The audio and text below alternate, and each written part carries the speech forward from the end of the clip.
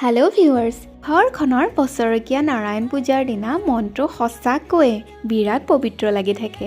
আৰু সেইদিনা আমাৰ আকৌ পঞ্চমটো বিবাহ বাৰ্ষিকীও আছিল। এয়া আইতাহঁতে আহি শৰাইৰ যা যোগাৰ কৰিছে আৰু আমাৰ গিনিয়ে যোগালীৰ কামভাগো কৰিছে। সন্ধিয়ালৈ এয়া ধুনীয়াকৈ সাজি কাচি পূজাৰ বাবে ৰেডি হৈ ল'লোঁ আৰু পুৰোহিতজন অহাৰ পাছত ভাইটি পূজাত বহিল আৰু আমাৰ পূজাও আৰম্ভ হৈ গ'ল।